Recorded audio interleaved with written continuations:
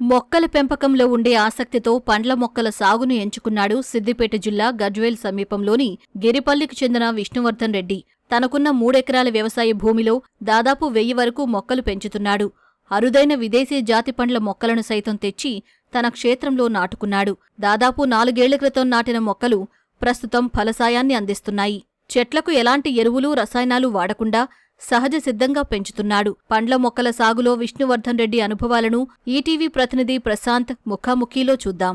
చెట్లంటే చిన్ననాటి నుంచి మక్కువ, వాటిని పెంచడం పట్ల ప్రేమ పెంచుకున్న ఆ యువకుడు అదే తన వృత్తి ఎందుకు కాకూడదని చెప్పి భావించాడు. ఏ జాతులు ఇక్కడ అందుబాటులో ఉన్నాయి, వాటిని పెంచాలనే ఆలోచన ఎందుకు వచ్చింది అనే విషయాలన్నీ అతని మాటల్లో అడిగి తెలుసుకుందాం. నమస్తే, చెప్పండి, అసలు మీకు ఈ మొక్కలు పెంచాలనే ఆలోచన ఎందుకు వచ్చింది? ఇక్కడ ప్రస్తుతం ఇక్కడ అందుబాటులో ఉన్న మొక్కలు ఏమేమి ఉన్నాయంట?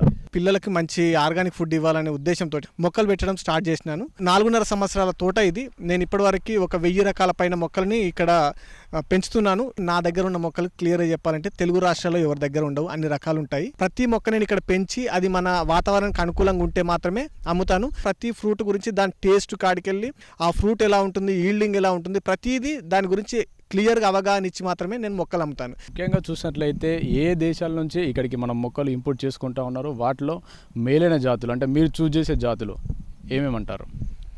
ముఖ్యంగా ఏంటంటే చాలా రకాలు నేను చాలా దేశాల నుంచి చేశాను. దాదాపు నా దగ్గర 1000 రకాలు ఉంటే అందులో దాదాపు 100 దేశాలకు సంబంధించినవి ఉంటాయి.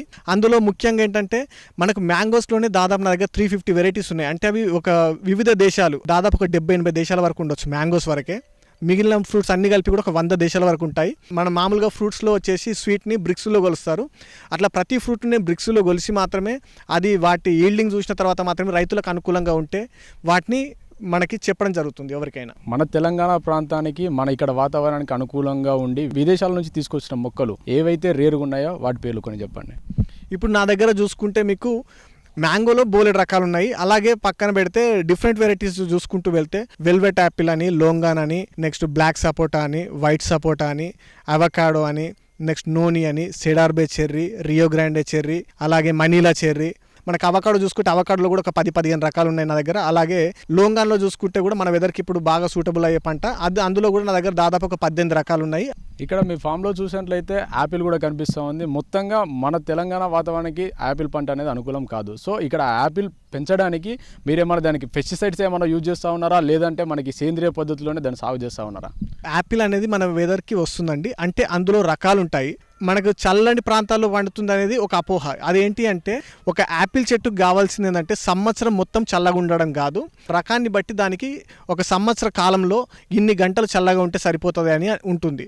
అలా మన వెదర్కి వచ్చేసి 50 డిగ్రీ సెంటీగ్రేడ్ వరకు కూడా సర్వైవ్ అయ్యే యాపిల్స్ ఉన్నాయి. అందులో HRMN 99, అన్నా, డోర్సెట్ గోల్డెన్ అనే 3 రకాలు ఉన్నాయి. ప్రతిదీ ఎంతసేపు నేను కమర్షియల్గా వద్దని చెప్తాను యాపిల్ను. ఎందుకు అంటే జమ్మూ కాశ్మీర్, హిమాచల్ ప్రదేశ్ ఇటువంటి ప్రాంతాల్లో చల్లటి ప్రాంతాల్లో ఎక్కువగా పండుతుంది. అంటే ఫర్ ఎగ్జాంపుల్ ఒక 3 సంవత్సరాల చెట్టు తీసుకుంటే అక్కడ కొన్ని 100 కాయలు కాస్తుంది, మన దగ్గరకు వచ్చేసరికి ఒక 100 కాయలు కాస్తుంది. మనకి సీజన్లో వచ్చేసి మనకు రిటైల్గానే హైదరాబాద్లో యాపిల్ 5 రూపాయలకు కూడా దొరుకుతుంది.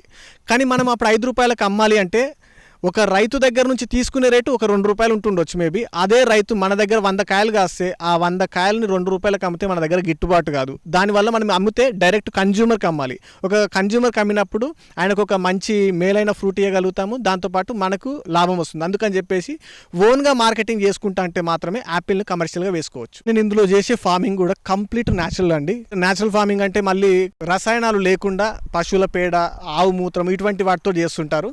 కానీ నేను అది కూడా కాదండి, కంప్లీట్ ఒక అడవి మెథడు. అడవిలో మొక్కలకి మనము ఎవరు ఏ మొక్కలకు ఏ మందు కొట్టరు, ఏ ఎరువులు వేయరు, ఓన్లీ అది వర్షాధారితంగా పండుతుంది. కాకపోతే నేను ఇన్ని రకాల మొక్కలు పెట్టినాను, వీటికి మనం పెంచుకోవాలి కాబట్టి వాటర్ మాత్రమే ఇస్తాను. ఈ 4.5 సంవత్సరాల కాలంలో ఈ మొక్కలకు నేను ఒకేసారి మాత్రమే వర్మీ కంపోస్ట్ లాస్ట్ ఇయర్ వేయడం జరిగింది. ఒకసారి వైట్ ఫ్లై అనేది ఒకటి వస్తే మాత్రం ఒకసారి ఫస్ట్ టైం అది పెస్టిసైడ్ స్ప్రే చేశాను దాదాపు 2.5 సంవత్సరాల క్రితము. అది కూడా నేను చేసిన మిస్టేక్. ఎందుకంటే ఈ ప్రకృతిలో ఏంటంటే ఒక గాయాన్ని మనం ఏది పెట్టకున్నా కూడా ఏదైతే దానంతలో అదే సొంతంగా క్యూర్ అవుతుందో ఈ మొక్కల్లో వచ్చే పెస్ట్ కూడా దానంతలో అదే క్యూర్ అవుతుంది. బట్ ఒక సీజన్ బట్టి వస్తుంది.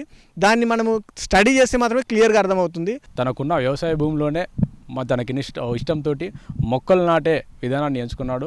ఎలాంటి రసాయనాలు వాడకుండా న్యాచురల్గా వచ్చిన పనులకు సైతం పిల్లలకు కానీ ఇక్కడికి వచ్చేవారికి కానీ అందించాలనేది తన లక్ష్యం అని చెప్పేసి ఇక్కడ యువ రైతు చెప్తున్న పరిస్థితి ఉంది.